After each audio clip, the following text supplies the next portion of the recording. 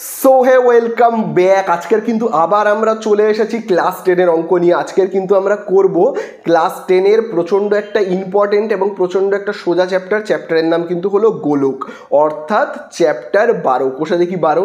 তো কোন কোন অঙ্কগুলো আমরা আজকে করবো তোমরা এইখানে ভালো করে দেখো। আজকে কিন্তু আমরা করবো পুরো 1 2 3 4 5 6 7, 1 থেকে 7 পর্যন্ত করে নেব। আর আগের অঙ্কের ভিডিওগুলো অর্থাৎ ক্লাস 10-এর সমস্ত অঙ্কের ভিডিও তোমরা যদি পুরো চ্যাপ্টার ওয়াইজ পরপর দেখতে চাও, আমি ডেসক্রিপশনের লিঙ্ক দিয়ে রেখেছি, সেখানে ক্লিক করো বা উপরে আই বাটনে ক্লিক করো, সেখানে কিন্তু পুরো ক্লাস 10-এর প্লেলিস্ট কিন্তু পেয়ে যাবে। তাহলে চলো আজকে কিন্তু আমরা অঙ্ক একদম প্রথম থেকে স্টার্ট করব। প্রথমে অঙ্ক স্টার্ট করবার আগে তোমাদেরকে একটু কনসেপ্ট ধারণাটা আগে তোমাদের কাছে একটু পরিষ্কার করে দেবো, তোমরা বুঝে নেবে। একটু ধারণা আমি এখন ক্লিয়ার করব, আবার কিছুটা ধারণা আমি 5-এর দাগের যে অঙ্ক ঠিক তার পরে ক্লিয়ার করব। 5-এর দাগের অঙ্ক ঠিক শেষ হয়ে গেলে আমি আরেকটু ভালো করে ডিটেলসে বলে দেবো, সেই পার্টটা কিন্তু খুব ভালো করে দেখবে। তো চলো আর বেশি কথা বাড়াবো না, প্রথমেই আমরা চলে যাব 1-এর দাগের অঙ্কতে।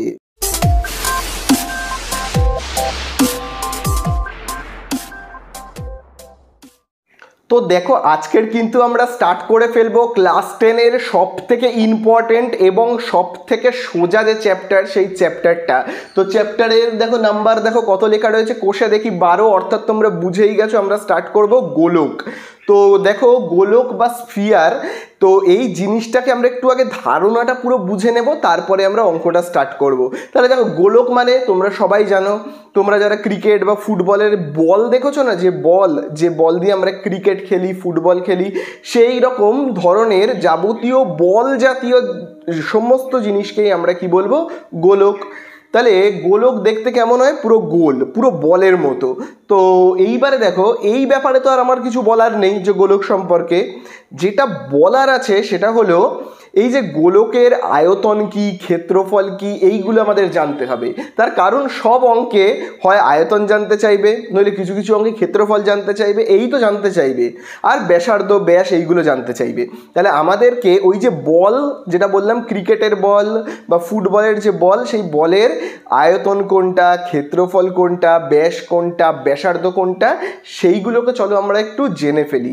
ঠিক আছে, তো দেখো খুব ভালোভাবে দেখো, ভাবো একটা পুরো গোল একদম বল, একটা ফুটবল, পুরো ফুটবলের শেপের ভাবো একটা তরমুজ রয়েছে। ঠিক আছে, তো তরমুজের দেখবে বাইরের দিকটা কেমন হয়, সবুজ হয়, তাই তো, খোসাটা কেমন হয়, সবুজ হয়। তাই জন্য দেখবে আমি এইটা সবুজ কালি দিয়ে কিন্তু তরমুজের বাইরেটা আঁকলাম। ঠিক আছে, এটা হলো তরমুজের বাইরের দিকটা, অর্থাৎ এই যে খোসাটা। ঠিক আছে, যেটা আমরা তরমুজের কিন্তু খাই না, আমরা খাই কোন অংশটা, তরমুজের ভেতরের লাল অংশটা। তাহলে তরমুজের ভেতরে যেটা থাকে তার রং কি, লাল। ঠিক আছে, দেখো আমি এইখানে তাই জন্য লাল কালার দিয়ে এরকম করে দিচ্ছি। দেখো আমি ভেতরটা পুরো এরকম করে দিচ্ছি। ঠিক আছে, পুরো লাল কালারে ভর্তি করে দিলাম। তাহলে ভেতরে, তরমুজের ভেতরে যে লাল যে অংশটা তোমরা বুঝতে পারছো তো, সেইটাকে আমরা কি বলবো বলো তো, তরমুজের আয়তন। ঠিক আছে, দেখো আমি এখানে একটু লিখে রাখি, এই হলো তরমুজ। দেখতে তো মোটেও তরমুজের মতো হয়নি, তাই জন্য তরমুজ লিখে রাখছি, নইলে তো বুঝতে পারবে না যে এটা তরমুজ কিনা। তো ভেবে নাও এটা একটা তরমুজ, এবং তরমুজটাকে আমরা তরমুজের ভেতরে যে লাল অংশটা দেখতে পাই, পুরো ভেতরে তরমুজের ভেতরে যতটা লাল রয়েছে, লাল অংশ, সেই ভেতরের অংশটাকে আমরা কি বলবো, তরমুজের আয়তন বা কোনো গোলকের আয়তন। বোঝা গেল? তাহলে আয়তন মানে কি, কোনো বল, ভাবো একটা বল রয়েছে, ভাবো একটা ক্রিকেটের বল রয়েছে। ঠিক আছে, ভাবো একটা ক্রিকেটের বল যেটা দিয়ে আমরা ক্রিকেট খেলি, সেই ক্রিকেটের বলের ভেতরে এই যে ভেতরের এই যে অংশটা, ভেতরে যে ফাঁকা অংশটা রয়েছে, বা যদি নিরেট বল হয়, লোহার বল, পুরো ভেতরটাও লোহা। তো মোট কথা হলো ভেতরের এই অংশটাকে আমরা কি বলবো, ভেতরের এই পুরো অংশটাকে আমরা বলবো কিন্তু আয়তন। ঠিক আছে, তাহলে এই লাল অংশটাকে বা তরমুজের দিক থেকে আমি যদি বলি, এই লাল অংশটাকে আমরা কি বলবো, বলবো কিন্তু আয়তন। বোঝা গেল? এবার আমি যদি প্রশ্ন করি, বলো তো এই তরমুজের ভেতরে কতটা লাল অংশ রয়েছে বের করতে হবে, মানে তরমুজের কিসের মাপ বের করতে হবে, এর ভেতরে কতটা লাল অংশ রয়েছে, তাহলে কিসের মাপ বের করতে হবে, আয়তন বের করতে হবে। বোঝা গেল? এইবারে আমরা আসবো তরমুজের বাইরে। তরমুজের বাইরে মানে এই যে সবুজ অংশটা, যেটা দেখবে আমরা লাল অংশটা কি খাই, খেয়ে সবুজ অংশটা খোসাটা ফেলে দিই। এই যে বাইরের দিকে, এই খোসার যে বাইরের দিকের অংশটা তোমরা দেখতে পাচ্ছ, খোসার যে বাইরের দিকের অংশটা, অর্থাৎ যেখানে আমরা হাত দিয়ে ধরি তরমুজটাকে, যখন আমি দোকান থেকে ভাবো নিয়ে আসি, আমরা যে জায়গাটায় হাত দিয়ে আমরা তরমুজটা ধরে আনি, আমরা কি তরমুজের বাইরের দিকটা ধরি। তো যখন দোকান থেকে ভাবো তরমুজ কিনে আনি বাজার থেকে, তরমুজের বাইরের দিকটা ধরে থাকি। ওই যে বাইরের চারপাশটা, ওই যে তরমুজের বাইরের চারপাশটা, মনে মনে ভাবো তরমুজের যে বাইরের চারপাশটা, সেই চারপাশের মাপটাকে আমরা কি বলবো বলো তো? সেই চারপাশের মাপটাকে আমরা বলবো, কিন্তু খুব ভালো করে জানবে, এই চারপাশের মাপকে আমরা বলবো কি? পার্শ্বতলের ক্ষেত্রফল। পার্শ্বতলের বা বক্রতলেরও বলতে পারো, কিন্তু বক্রতলের, ঠিক আছে, বক্রতলের ক্ষেত্রফল। কেন বক্রতল বলছি সেটা আমি বলছি, আগে আমি লিখে নিই। দেখো আমি তাহলে কি লিখলাম? পার্শ্বতলের ক্ষেত্রফল বা বক্রতলের ক্ষেত্রফল। পার্শ্বতল কেন? কারণ দেখবে তরমুজের আমরা চারপাশে হাত দিচ্ছি, আমি তরমুজের চারপাশের মাপটাকে নিচ্ছি, ঠিক আছে। তরমুজের চারপাশে হাত দিয়ে তো তরমুজটাকে আমরা নিয়ে আসি না, সেই চারপাশের মাপটা নিচ্ছি বলে পার্শ্বতলের। আর বক্রতল কেন বলছি? তার কারণ তরমুজটা দেখো পুরো গোল, তো তুমি যদি তরমুজের ওপর কোনো একটা দাগ কাটো, ভাবো তুমি যদি তরমুজটা নিয়ে তরমুজের ওপর, তরমুজটা এখনো কাটা হয়নি, ভাবো এখনো তরমুজ কাটা হয়নি, তো তরমুজের ওপর যদি আমি একটা দাগ কাটি, দাগটা এরকম গোল হয়ে যাবে। তাই জন্য এইটাকে বলা হয় বক্রতল। বোঝা গেল? তরমুজের এই গোল অংশটাকে আমরা কি বলি? বক্রতল, ঠিক আছে। তাহলে ভেতরের এই অংশটাকে আমরা কি বলবো? লাল রঙের অংশটাকে আমরা বলবো আয়তন, ঠিক আছে। আচ্ছা, এবার আমি তোমাদেরকে বলছি, আরেকটা উদাহরণ আমি দিচ্ছি, খুব ভালো করে বুঝবে তোমরা। ভাবো একটা বেলুন রয়েছে, এরকম পুরো গোল, একদম বলের মতো বেলুন, পুরো একটা বল, পুরো গোলকের শেপ একটা। ভাবো কি রয়েছে? বেলুন রয়েছে। গোলক অ্যাকচুয়ালি দেখতে কিছুটা পুরো এরকম হয়, ঠিক আছে। ভাবো এরকম হয়েছে, এটা গোলক রয়েছে, বেলুন রয়েছে, বেলুন যার শেপ হলো পুরো কি গোলকের মতো, স্ফিয়ারের মতো।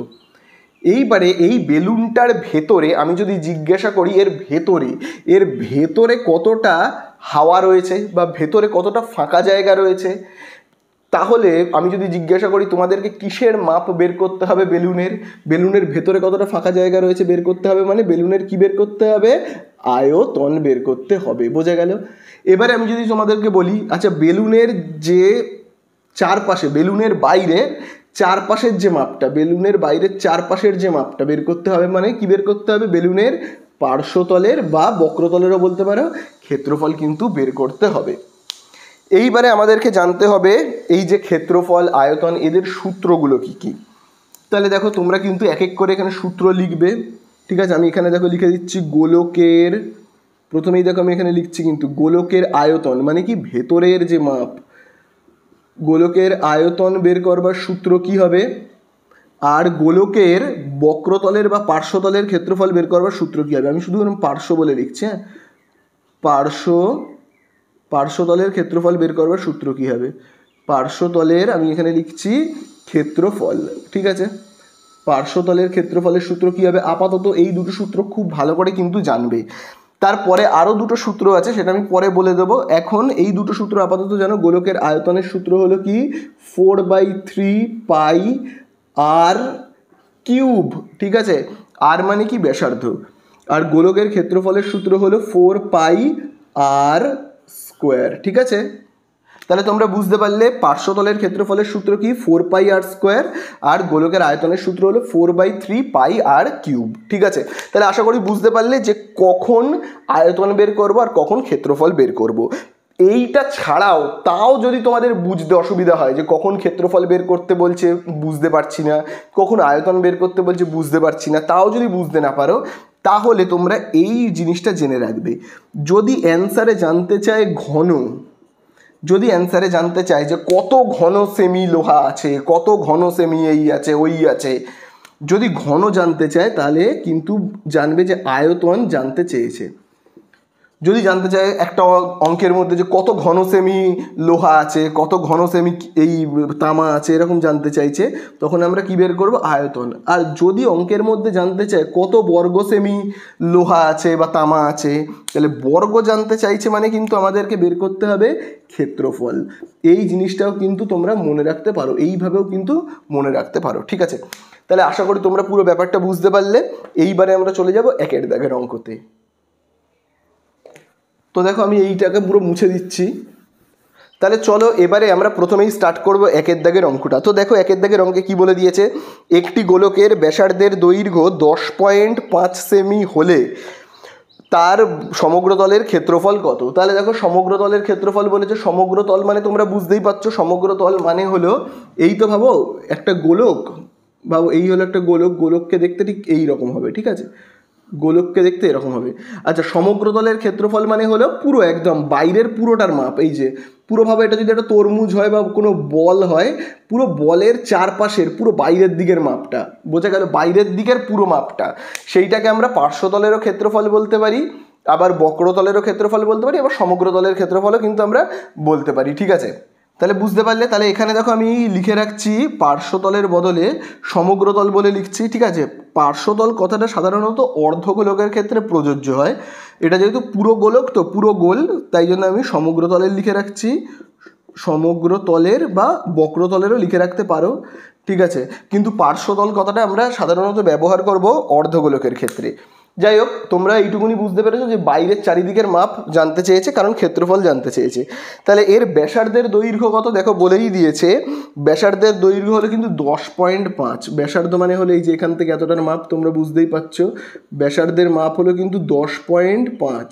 তাহলে আমাদের কাছে জানতে চেয়েছে কি সমগ্র তলের ক্ষেত্রফল। তাহলে চলো আমরা এরকমভাবে প্রথমেই কি লিখবো, গোলকের, প্রথমেই লিখবো গোলকের ব্যাসার্ধ, ঠিক আছে, গোলকের ব্যাসার্ধ। তাহলে ব্যাসার্ধকে আমরা আর দিয়ে চিহ্নিত করি, রেডিয়াস। তাহলে এখানে আমরা কত লিখবো, 10.5 সেমি, তাই তো, সেমি তো বলে দিয়েছে এককটা।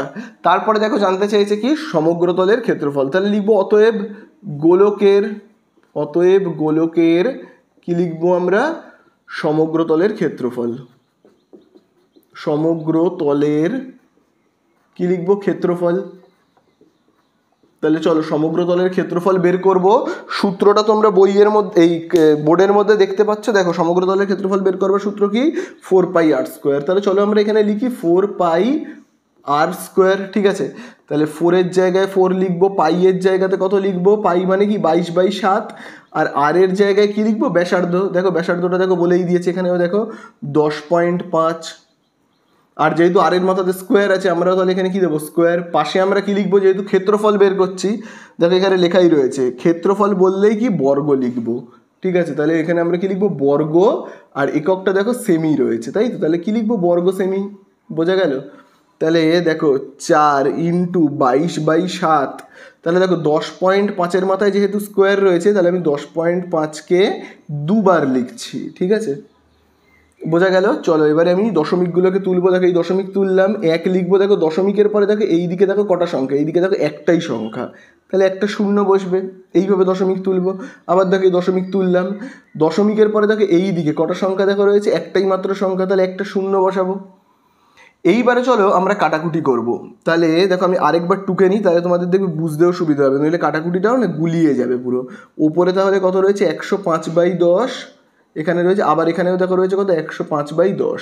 চলো কাটাকুটি করি, দেখো 7 × 7, 7 দিয়ে যদি আমি 105কে ভাগ করি তাহলে কত হবে দেখি তো, 105কে যদি 7 দিয়ে ভাগ করি, 7 × 7 বিয়োগ করলে কত, 3, 5, 7, 5-এ কত, 35।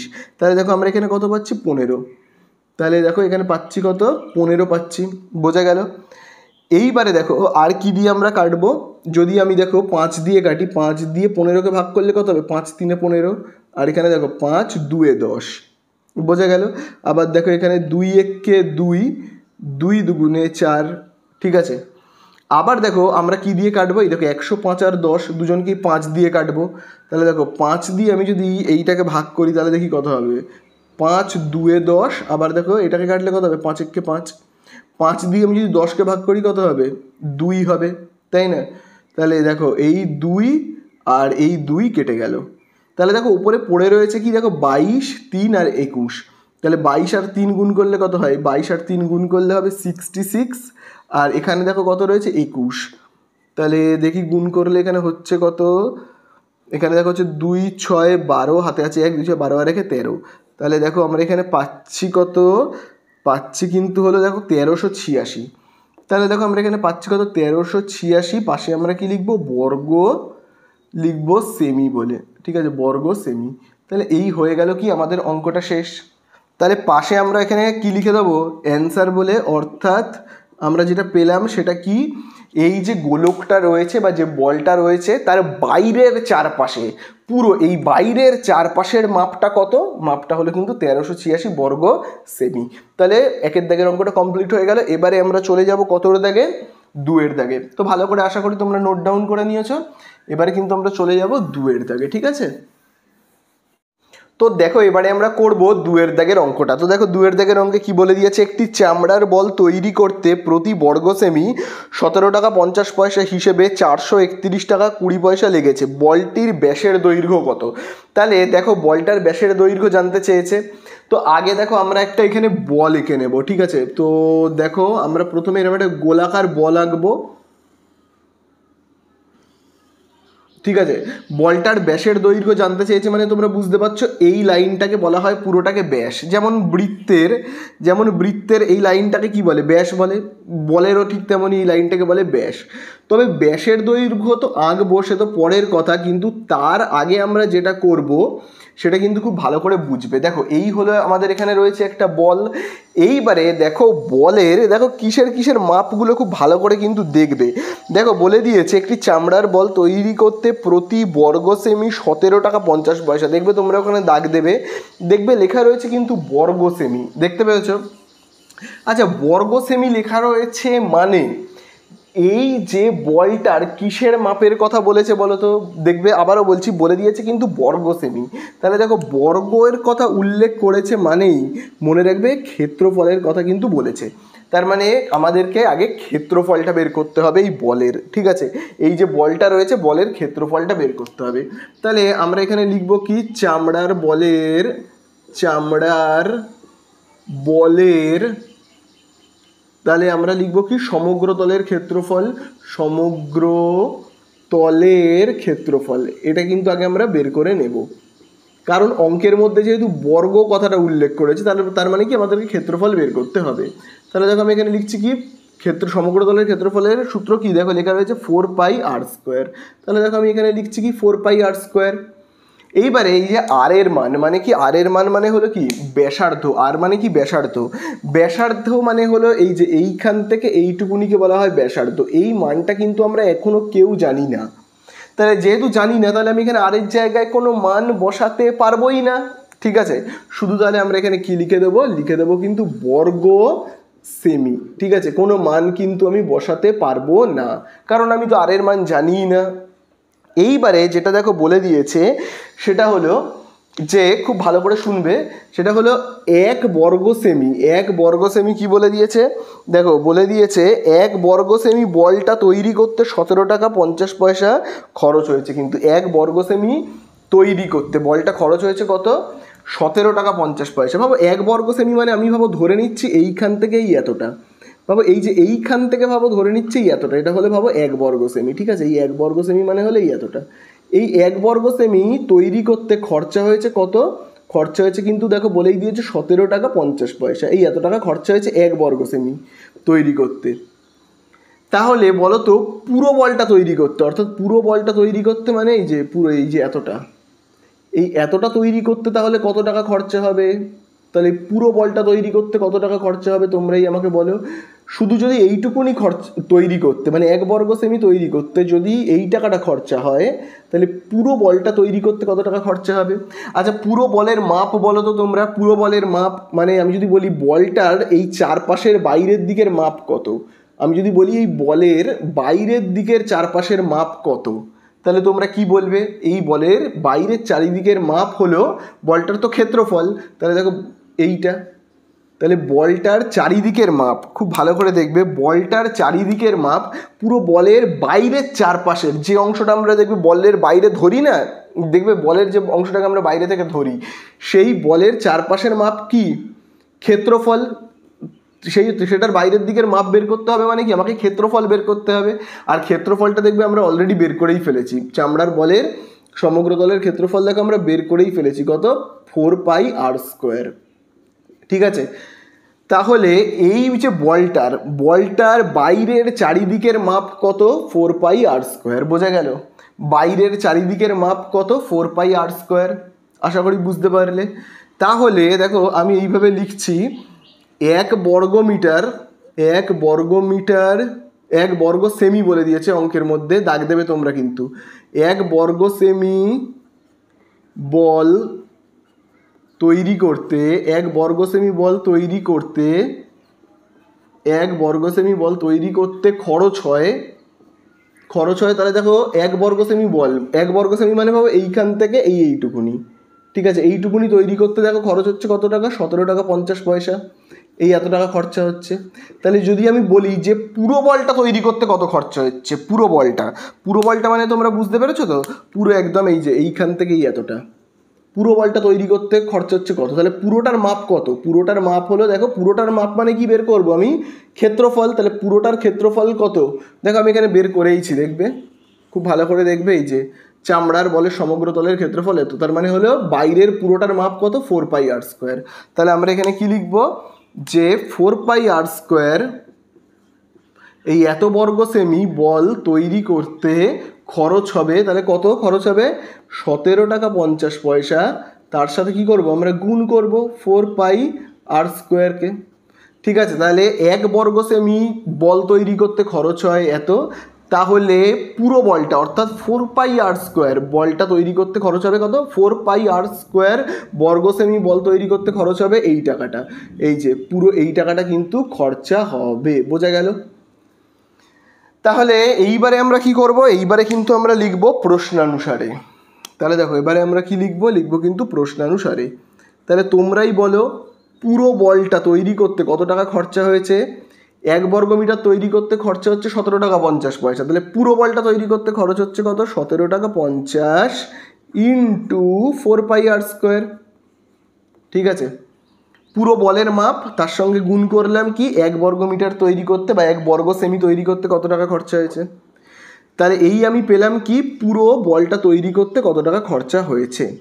এইবারে দেখো বইতে তোমরা দাগ দেবে, বইতেও দেখো বলে দিয়েছে পুরো বলটা তৈরি করতে কত টাকা খরচা হয়েছে, দেখো তোমরাও দাগ দেবে, যে দেখো বলে দিয়েছে চামড়ার বলটা তৈরি করতে প্রতি বর্গ সেমি 17 টাকা 50 পয়সা হিসেবে 431 টাকা 20 পয়সা লেগেছে, তার মানে পুরো বলটা তৈরি করতে বলে দিয়েছে কত খরচা হয়েছে, 431 টাকা 20 পয়সা।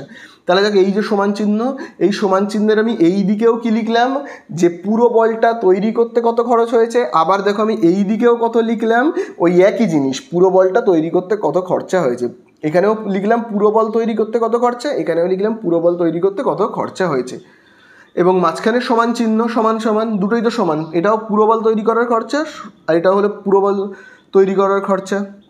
তাহলে এবার এখান থেকে আমরা আর এর মানটা বের করব।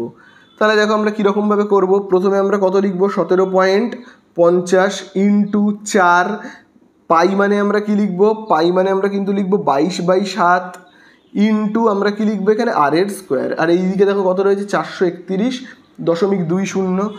এইবারে দেখো এই যে এইগুলোকে আমি এবারে এই সাইডে পাঠাবো সংখ্যাগুলোকে, তো ভালো করে দেখবে r²টাকে একমাত্র এই দিকে রাখবো, তাহলে দেখো কত থাকছে এইদিকে 431.0। এবারে দেখো এই যে 17.50 গুণ রয়েছে, এই সাইডে চলে গেলে কি হবে, ভাগ হবে 17.50।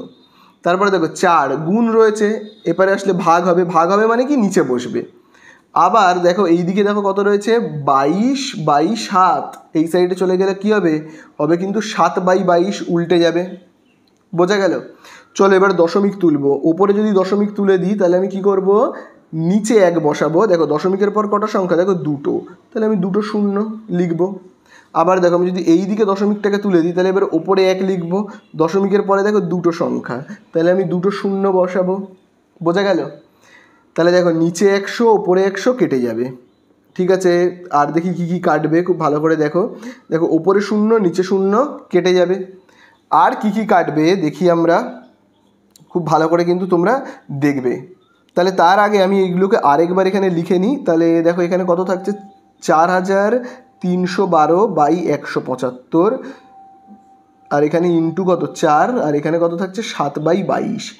তাহলে দেখো আমি 7 দিয়ে এইটাকে কাটছি, তাহলে দেখো 7 7 দিয়ে যদি আমি 175কে ভাগ করি দেখি তো কত হয়, 175কে আমি যদি 7 দিয়ে ভাগ করি 7 দুগুণে হবে 14, বিয়োগ করলে 3, 5, 7 5 35, তাহলে দেখো আমি কত পাচ্ছি 25।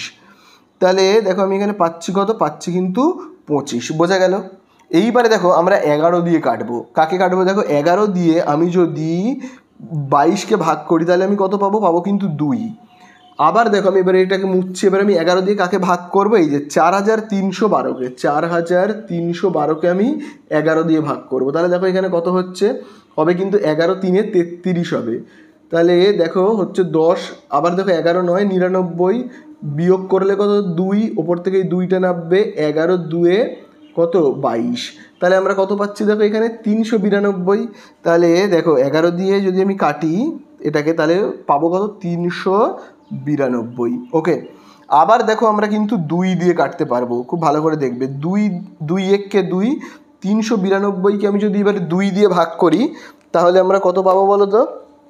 দেখো 392কে আমি ভাগ করছি 2 দিয়ে, তাহলে 392কে যদি আমি 2 দিয়ে ভাগ করি কত হবে? 2 1কে 2, 1 9, তাহলে হবে 2 9 18, 1 12, তাহলে কত হবে? 2 6 12। তাহলে দেখো আমরা এখানে কত পাচ্ছি? 196। 392কে ভাগ করলে আমরা কত পাবো? 196। দেখো আর কাটাকুটি যাবে না, এবার আমি এই সাইডে অঙ্কটা করছি জায়গা নেই বলে, ঠিক আছে? তাহলে দেখো r² = দেখি এখানে আমার কত থাকছে। ওপরে দেখো কেবলমাত্র বেঁচে থাকছে কত? 196। নিচে দেখো কে কে বেঁচে থাকছে? 25 আর কত? 4। 25 আর 4-এ গুণ করলে কত হবে? 100। এইবারে দেখো স্কোয়ার সমান চিহ্নের এই সাইডে চলে গেলে কি হবে? রুট হবে। তাহলে আমরা রুট করব 196/100 রুট করব। তাহলে বলো রুট করলে কত হবে? আমি যদি এই জায়গাটাকে এবার মুছে দিই, অঙ্কটাকে করি, তাহলে দেখবে খুব ভালো করে। তাহলে আর এর মান কত হবে? আমি যদি এইখানে করি তাহলে r হবে, দেখো 196 এর রুট কত? 14। আর দেখো 100 রুট কত? 10। তাহলে r আমাদের এখানে হবে, দেখো একটা শূন্য রয়েছে তো, তাহলে কি হবে? এক ঘর পর দশমিক বসবে, এক ঘর পর। তাহলে আর এর মান আমরা কত পেলাম? 1.4। আর মানে তোমরা বুঝতে পেরেছো তো? আর মানে হলো এই যে এইটাকে বলি আমরা ব্যাসার্ধ। r হলো 1.4, অর্থাৎ এইখান থেকে এতটা যদি হয় 1.4, তাহলে পুরোটার মান জানতে চেয়েছে, ব্যাসের মানটা, অর্থাৎ এই যে পুরোটার মান জানতে চেয়েছে। তাহলে অর্ধেক টুকুনির মান যদি হয় 1.4, তাহলে পুরোটার মান কত? তাহলে পুরোটার মান হবে কত? এটাকে 2 দিয়ে গুণ করবো, তাহলেই হয়ে যাবে, ব্যাস পেয়ে যাব আমরা। বোঝা গেল? তাহলে চলো আমরা এবারে নিচে কি লিখব? বলটির ব্যাসের দৈর্ঘ্য। তাহলে আমরা এখানে লিখব উত্তর এরকমভাবে লিখব, বলটির ব্যাসের দৈর্ঘ্য, বলটির ব্যাসের দৈর্ঘ্য। তাহলে ব্যাসের দৈর্ঘ্য কত হবে বলো তো? ব্যাসের দৈর্ঘ্য হবে কিন্তু, ব্যাসার্ধ যদি হয় 1.4 মানে অর্ধেকটা, তাহলে পুরোটা কত হবে? 2 দিয়ে গুণ করব। তাহলে দেখো গুণ করলে হবে, দেখো 14কে 2 দিয়ে গুণ করলে কত হবে? 28। আর মাঝখানের পয়েন্টটা যেমন আছে আছে, পাশে আমরা কি একক লিখবো? সেমি লিখবো। ওকে। তো দেখো এবারে আমরা করব 3-এর দাগের অঙ্কটা। দেখো 3-এর দাগের অঙ্কে কি বলে দিয়েছে? বলে দিয়েছে স্কুলে শর্টপাট খেলার জন্য যে বলটি ব্যবহার করা হয় তার ব্যাসের দৈর্ঘ্য 7 সেমি। তাহলে বলে দিয়েছে বলটিতে কত ঘন সেমি লোহা আছে। আচ্ছা তোমরা কিন্তু খুব ভালো করে এবারে দেখবে, 3-এর দাগের অঙ্কটাতে বলে দিয়েছে একটা বল রয়েছে। তো এরকম একটা ভাবো বল রয়েছে, এই বলটা বলে দিয়েছে শর্টপাট বল। শর্টপাট বল মানে কি বলো তো? দেখবে তোমরা তোমাদের স্কুলে যে স্পোর্টস হয় না, যে বার্ষিক ক্রীড়া প্রতিযোগিতা হয়, যে স্পোর্টস, সেই স্পোর্টসে দেখবে একটা বিশেষ ধরনের খেলা থাকে। দেখবে একটা ভারী লোহার বল থাকে এবং সেই বলটাকে দেখবে হাতে নিয়ে এরকমভাবে কী হয়? ছুঁড়তে হয়। কিন্তু দেখবে এতটাই ভারী বল থাকে, একটা বড় এরকম লোহার বল থাকে, সেই বলটাকে এরকম করে নিয়ে ছুঁড়তে হয় এবং এতটাই ভারী থাকে যে সেটা বেশি দূর যায়ও না। তো ওই লোহার বলটাকে বলা হয় শর্টপাট বল। আর ওই বলের দেখবে পুরো ভেতরেও পুরো লোহা থাকে, পুরো ভেতরটাও লোহা দিয়ে ভর্তি, আর প্রচণ্ড ভারী হয়, আমাদের পক্ষে ছোঁড়া খুব শক্ত কাজ হয়ে যায়। তো ওই ধরনের বলকে বলা হয় কি? শর্টপাট বল। ওর ভেতরেও কি লোহা থাকে। তাহলে দেখবে আমাদের কাছে অ্যান্সারে কি জানতে চেয়েছে? জানতে চেয়েছে বলটিতে কত ঘন সেমি লোহা আছে, মানে বলটার ভেতরে কত ঘন সেমি লোহা আছে। কি করে বুঝলাম? দেখো বলে দিয়েছে কত ঘন সেমি লোহা আছে। ঘন মানে কি বের করতে হয়? ঘন মানে আয়তন, আর আয়তন মানেই ভেতরে কতটা লোহা আছে বা ভেতরে কতটা জিনিস আছে বের করতে বলছে। আচ্ছা অঙ্কের মধ্যে দেখো বলে দিয়েছে ব্যাসের দৈর্ঘ্য কত? 7। ব্যাস মানে কোনটা বলো তো? এই পুরোটা হলো 7। তো আমাদেরকে ব্যাসার্ধ বের করতে হবে, মানে অর্ধেকটা, বুঝতে পারলে? অর্ধেকটা বের করতে হবে। তাহলে অর্ধেকটা কত হবে? দেখো পুরোটা যদি হয় 7 তাহলে অর্ধেকটা হবে 7কে 2 দিয়ে ভাগ, অর্থাৎ 7/2 হবে, তাই না? তাহলে দেখো আমরা প্রথমেই লিখব শর্টপাট বলটির কি লিখবো আমরা? শর্টপাট বলটির ব্যাসার্ধ। চলো শর্টপাট বলটার ব্যাসার্ধ আগে বের করি। ব্যাস যদি হয় 7 তাহলে ব্যাসার্ধ কি হবে? তার অর্ধেক, ঠিক আছে? তার মানে কত? 7-এর অর্ধেক, মানে 7কে 2 দিয়ে ভাগ করলে আমরা কত পাবো? 3.5, মানে 3.5। আর দেখবে এককটা দেখবে কত দেওয়া রয়েছে, এককটা কিন্তু দেওয়া রয়েছে দেখবে সেমি। তাহলে এর মধ্যে কত ঘন সেমি লোহা আছে, তার মানে কি আয়তন বের করব। তাহলে আমরা উত্তর একেবারে করে ফেলি, হ্যাঁ, এরকমভাবে লিখব যে শর্টপাট বলের আয়তন বলে, দেখো আমি একেবারে লিখছি শর্টপাট বলের কি লিখবো? আয়তন। তাহলে আয়তন কেন বের করতে হবে? কারণ জানতে চেয়েছে কত ঘন সেমি লোহা আছে, আর ঘন মানেই কি আয়তন। আয়তনের দেখো সূত্র কি লেখা আছে, এই দেখো 4/3 পাই আর কিউব, ঠিক আছে? 4/3 লিখবো, পাইয়ের জায়গায় কত লিখবো? 22/7 লিখবো, ঠিক আছে? আর দেখবে আর কিউব রয়েছে, আর এর জায়গাতে কত লিখবো? এই দেখো আর মানে হলো কত? 3.5, তার কি লিখবো? কিউব লিখবো, এই যে এরকমভাবে কিউব লিখবো। তাহলে দেখো আমরা পাচ্ছি কত? 4/3 ইন্টু কত? 22/7 ইন্টু কত? 3.5কে দেখো আমরা এখানে কিউব রয়েছে, তাহলে 3 বার লিখবো, 3.5 3.5 3.5, ঠিক আছে? তাহলে দেখো আমি যদি দশমিক তুলে দিই তাহলে কত হবে? 1। দেখো দশমিকের পরে একটাই সংখ্যা, একটা শূন্য। আবার এখানে দশমিক তুলছি, দেখো দশমিকের পরে একটাই সংখ্যা, একটা শূন্য। আবার দেখো এখানে আমি দশমিক তুলছি, দশমিকের পরে একটাই সংখ্যা বলে একটা শূন্য। বোঝা গেল? তাহলে চলো আমরা এবারে কাটাকুটি করব। তাহলে দেখো কাটাকুটি করলে কত হবে? আমি যদি দেখো যদি 5 দিয়ে কাটি, 5 7 35, 5 2 10, তাই তো? তাহলে দেখো 2 1 2, আমি যদি এবারে 22কে কাটি তাহলে কত হবে? 11 হবে। আবার দেখো নিচে 7 ওপরে 7 কেটে যাবে। আবার দেখো 5 দিয়ে কাটছি, তাহলে কত হবে? দেখো 5 7 35, 5 2 10, তাই তো? আবার দেখো 2 1 2, 4কে ভাগ করলে কত হবে? 2 2 4। আবার দেখো আমি কত দিয়ে কাটবো? 5 দিয়ে। 5 7 35, 5 2 10। তাহলে দেখো এই 2 আর এই 2 কেটে যাবে। তাহলে দেখো ওপরে পড়ে কি থাকছে? 11। এই দেখো এই একটা 7 আর এই একটা 7, তাহলে কত হচ্ছে? দেখো এই 7 আর 7 কত? 49। তাহলে এই 49 আর এই 11কে যদি আমরা গুণ করি তাহলে কত হবে? 49। আবার দেখো আমি যদি করি 49 যদি হয় তাহলে 9 আর 4 কত? 13 3, আবার হাতে রয়েছে 539, 539। আর দেখবে নিচে দেখো এখানে কত রয়েছে? 3 রয়েছে। মিশ্র ভগ্নাংশ করে ফেলি, তাহলেই আমাদের হয়ে যাবে অঙ্ক শেষ। 3 1 কত হবে? 3 2, তাহলে দেখো এখান থেকে নামবে কত? 3 3 7 কত? 21, বিয়োগ করলে কত? 2 ওপর থেকে নামবে 9, 3 9 27। তাহলে আমরা এখানে বিয়োগফল পাচ্ছি কত? 2। এই 2টাকে আমরা বসাবো এইখানে আর 3টাকে বসাবো এইখানে, ব্যাস হয়ে গেল। তাহলে এর মধ্যে কতটা লোহা আছে? এর মধ্যে পুরো লোহা কতটা আছে? আছে কিন্তু এইটা 179 পূর্ণ 2/3। পাশে আমরা কি লিখবো? ঘন মিটার আছে না সেন্টিমিটার আছে? সেন্টিমিটার আছে, এই এত সেমি। তাহলে এর মধ্যে লোহা রয়েছে কত? 179 পূর্ণ 2/3 ঘন সেমি। তাহলে এই হয়ে গেল কিন্তু আমাদের অ্যান্সার। ওকে, তো দেখো এবারে আমরা করব 4-এর দাগের অঙ্কটা। তো দেখো 4-এর দাগের অঙ্কে কি বলে দিয়েছে? বলে দিয়েছে 28 সেমি দৈর্ঘ্যের ব্যাস বিশিষ্ট একটি নিরেট গোলক জলে সম্পূর্ণভাবে নিমজ্জিত করলে যে পরিমাণ জল অপসারিত হবে তা নির্ণয় করি। তো খুব ভালো করে দেখো তোমরা বুঝবে। দেখো আমি একটা ছবি এঁকে তার মাধ্যমে বোঝাচ্ছি। দেখো ভাবো এরকম একটা পাত্র রয়েছে, ঠিক আছে? ভাবো একটা বালতি রয়েছে এবং সেই বালতির মধ্যে না পুরো একদম জলে ভর্তি রয়েছে। পুরো এরকম একটা কী হবে? পুরো এরকম জলে ভর্তি রয়েছে, পুরো ভেতরটায় পুরো জল রয়েছে। এবারে দেখো আমি জল বলে লিখছি, জল ভর্তি রয়েছে।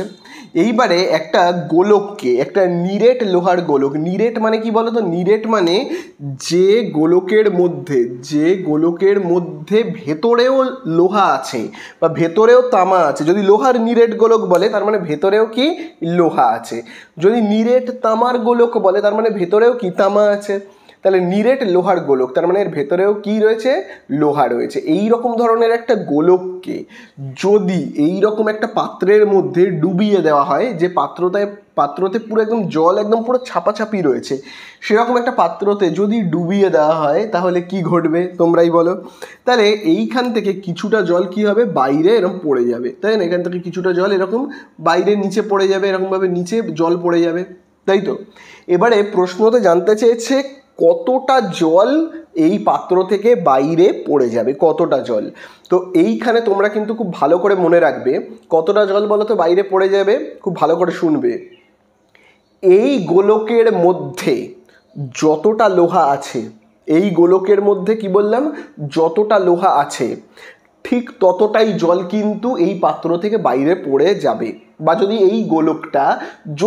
এই গোলকটা ফাঁপা হতো, ফাঁপা মানে তোমরা বুঝতে পেরেছো, মানে ভেতরটা ফাঁকা, তাহলে এই রকম ধরনের গোলককে যদি এর মধ্যে ঢুকিয়ে দেওয়া হতো পাত্রের মধ্যে, তাহলে এর ভেতরে যতটা জায়গা রয়েছে ঠিক ততটাই জল কিন্তু বাইরে পড়ে যাবে। তাহলে আবারও ভালো করে বলছি, কতটা জল বাইরে পড়ে যাবে, এর ভেতরে যতটা জায়গা আছে বা ভেতরে যতটা লোহা আছে বা ভেতরের যে মাপটা রয়েছে ঠিক ততটুকুনি জল কিন্তু এই পাত্রের বাইরে পড়ে যাবে। এইবারে কথাটা হলো, এর ভেতরে কতটা লোহা আছে বের করতে গেলে আমাকে কি করতে হবে, আয়তন বের করতে হবে, তাই না? এর ভেতরে কতটা জায়গা আছে বা কতটা লোহা আছে বের করতে হবে, মানে কি এটার আয়তন বের করতে হবে। তাহলে এই গোলকটার যতটা আয়তন হবে ঠিক ততটুকুনি জল কিন্তু বাইরে পড়ে যাবে, ঠিক ততটুকুনির ওজনের জলই কিন্তু বাইরে পড়ে যাবে। তাহলে চলো আমরা আজ জেনে ফেলি এই গোলকটার আয়তন কত, মানে এই গোলকের মধ্যে কতটা লোহা আছে, চলো আমরা জেনে ফেলি। আচ্ছা দেখো, সেটা তো জানবো, তার আগে গোলকটার ব্যাসের দৈর্ঘ্য দেখো কত বলে দিয়েছে। গোলকটা যদি এরকম হয় তাহলে গোলকটার ব্যাসের দৈর্ঘ্য মানে কি বলো তো, ব্যাসের দৈর্ঘ্য মানে হলো এই যে পুরোটার মাপ হলো ব্যাস, পুরোটা 28, তাহলে পুরোটা যদি 28 হয় তাহলে অর্ধেকটা কত, ব্যাসার্ধটা কত, অর্থাৎ এখান থেকে এতটা কত, তাহলে ওর হাফ হবে। পুরোটা যদি হয় 28 তাহলে ব্যাসার্ধটা কী হবে, 2 দিয়ে ভাগ করব, 14 হবে। ব্যাস হলো 28, ব্যাস মানে পুরোটা হলো 28, তাহলে আমাকে জানতে হবে অর্ধেকটা কত, ব্যাসার্ধটা কত, বোঝা গেল। চলো তাহলে এবারে আমরা এখানে কি লিখব, লোহার গোলকটির, প্রথমে লিখব লোহার গোলকটির কি লিখব আমরা, ব্যাসার্ধ আমরা লিখব। চলো, লোহার গোলকটির ব্যাসার্ধকে তো আর দিয়ে চিহ্নিত করব, 28কে 2 দিয়ে ভাগ করব, হয়ে যাবে 14 সেমি। তাহলে এই হলো লোহার গোলকের ব্যাসার্ধ। এইবারে আমরা কি করব, আয়তন বের করব। তাহলে এবারে আমরা কি লিখব, লোহার গোলকটির এবারে আমরা কি বের করব, আয়তন বের করব, ঠিক আছে, লোহার গোলকটির আয়তন। তাহলে আয়তনের সূত্র তোমরা সবাই জানো, আমি দেখবে লিখিয়ে দিয়েছিলাম। আয়তনের সূত্র কি, 4/3 পাই আর কিউব, তাই না?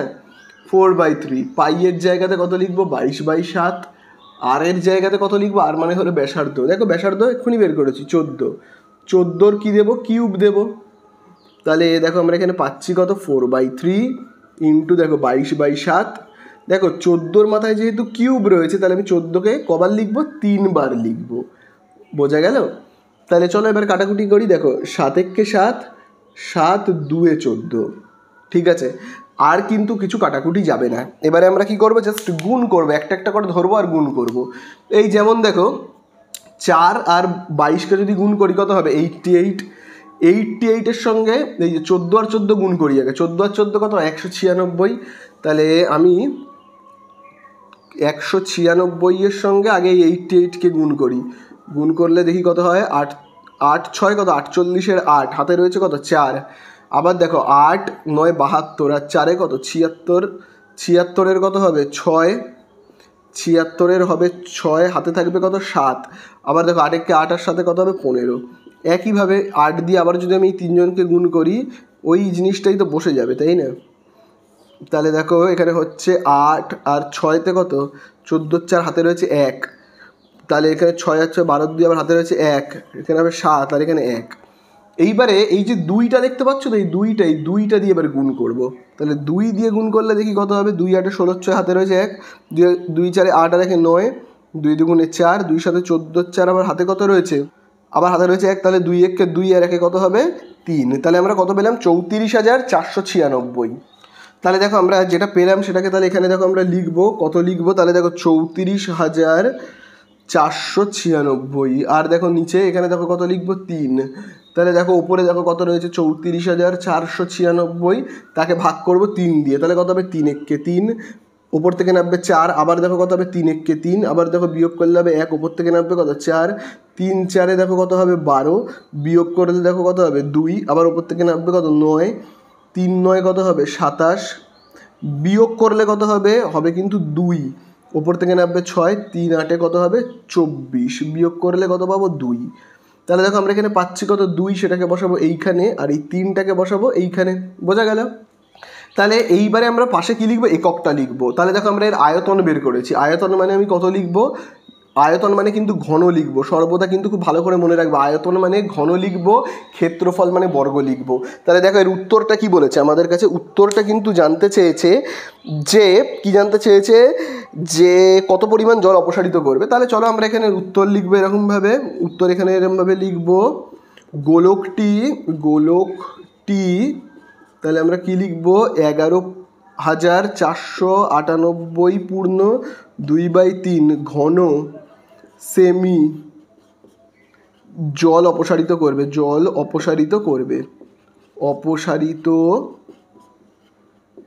করবে।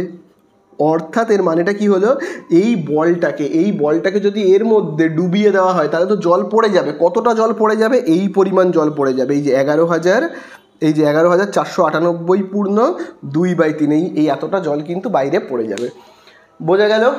তাহলে এরপরে চলে যাবো আমরা কত দাগে, 5-এর দাগে। তো দেখো এবারে আমরা চলে যাব 5-এর দাগের অঙ্কতে, প্রচণ্ড ইম্পর্টেন্ট অঙ্ক। 5-এর দাগের অঙ্কে দেখো কি বলে দিয়েছে কোনো গোলাকার গ্যাস বেলুন ফোলাবার সময় তার ব্যাসার্ধের দৈর্ঘ্য 7 সেমি থেকে 21 সেমি হলে বেলুনটির পূর্বের ও পরের সমগ্র তলের ক্ষেত্রফলের অনুপাত কিন্তু নির্ণয় করি। তাহলে খুব ভালো করে দেখো, ভাবো আমার হাতে একটা বেলুন রয়েছে, এবার বেলুনটাকে যখন আমি মুখে ফু দিয়ে ফোলানো সবে স্টার্ট করেছি, কিন্তু এখনও ফোলানোটা আমার কমপ্লিট হয়নি, কিন্তু সবে মুখে এরকম বেলুনটাকে রেখে ফোলানো স্টার্ট করেছি, তখন বেলুনটা কিন্তু এরকম ছোট, তখনও তো ভালো করে ফোলানোই হয়নি, তখন এই বেলুনটার ব্যাসার্ধের দৈর্ঘ্য কত দেখো বলে দিয়েছে 7। এইবারে বেলুনটাকে যখন পুরো ফোলানো হয়ে গেল, তখন এবারে বেলুনটা বেশ বড় হয়ে গেছে, তখন বেলুনটার ব্যাসার্ধের দৈর্ঘ্য কত হয়ে গেছে কিন্তু 21। তাহলে প্রথমে ছিল এরকম, পূর্বে, আমি এটাকে পূর্বে বলে লিখছি, পূর্বে ছিল এরকম যখন ফোলানো হয়নি ভালো করে, যখন ফোলানো হয়ে গেল মানে পরে এর ব্যাসার্ধের দৈর্ঘ্য কত হয়ে গেল 21। এইবারে জানতে চেয়েছে এইটার সমগ্র তলের ক্ষেত্রফল, এই বেলুনের সমগ্র তলের ক্ষেত্রফল আর এই বেলুনটার সমগ্র তলের ক্ষেত্রফলের অনুপাত। তাহলে এইটার সমগ্র তলের ক্ষেত্রফল কত, তাহলে সেটাকে আমরা লিখব 7 সেমি আছে না ডেসিমিটার আছে, আমরা একটু দেখে নিই তো, সেমি আছে, তাহলে আমরা এরকমভাবে লিখব 7 সেমি ব্যাসার্ধ বিশিষ্ট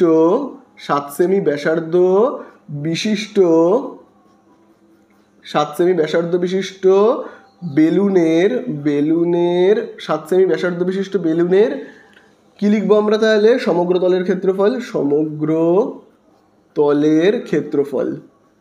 ঠিক আছে, সমগ্র তলের ক্ষেত্রফল। তাহলে দেখি তো সমগ্র তলের ক্ষেত্রফলটা কত হচ্ছে। তাহলে দেখো সমগ্র তলের ক্ষেত্রফলের সূত্র কি তোমরা কিন্তু সবাই জানো, সমগ্র তলের ক্ষেত্রফলের সূত্র হলো কিন্তু 4πr²। তাহলে 4 লিখবো, পাই এর জায়গাতে কত লিখবো 22/7, আর এর জায়গাতে কত লিখবো, আর মানে তো ব্যাসার্ধ, তাহলে ব্যাসার্ধ কত, যখন ফোলানো হয়নি তখন ওর ব্যাসার্ধ ছিল 7, 7-এর মাথায় স্কোয়ার আছে, চলো আমরা এখানে স্কোয়ার দেবো, তাহলে কত পাবো 4 × 22/7। তাহলে 7-এর মাথাতে যেহেতু স্কোয়ার আছে, তাহলে আমরা 7কে কবার লিখবো, 2বার লিখবো, আর এখান থেকে 7 আর 7কে কী করবো, কেটে দেবো। তাহলে দেখো এখানে আমরা পাচ্ছি কত, দেখো এখানে পাচ্ছি 4 × 22 × 7, এগুলোকে কিন্তু গুণ করার কোনো দরকার নেই, জাস্ট আমরা গুণ অবস্থাতে ফেলে রেখে দেবো, গুণ করবো না, জাস্ট ওই অবস্থাতে ফেলে রেখে দেবো, ঠিক আছে। আচ্ছা ক্ষেত্রফল বের করলাম, মানে আমি এবারে এখানে এককটা কি লিখবো, বর্গ লিখবো, বর্গ সেমি, ঠিক আছে, বর্গ সেমি, আর এই পরে কথাটাকে আমি এখানে লিখছি। তাহলে এইবারে খুব ভালো করে দেখো, তাহলে এইটার ক্ষেত্রফল আমি কত পেলাম, মানে বাইরের চারিদিকের মাপটা আমি কত পেলাম 4 × 22 × 7 করে একটা কিছু অ্যান্সার আসবে, ওটা আমি এখন করবো না, পরে করব। এবার এইটার ক্ষেত্রফল দেখি, মানে এর বাইরের চারপাশের এই মাপটাকে দেখি। তাহলে চলো আমরা এরকমভাবে লিখবো 21 সেমি ব্যাসার্ধ বিশিষ্ট 21 সেমি ব্যাসার্ধ বিশিষ্ট বেলুনের সমগ্রতলের ক্ষেত্রফল।